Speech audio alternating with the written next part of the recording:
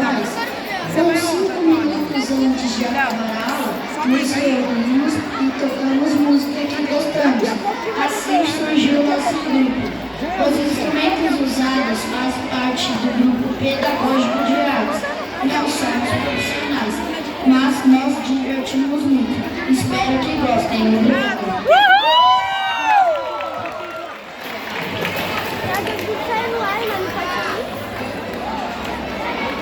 Solta a Morgan!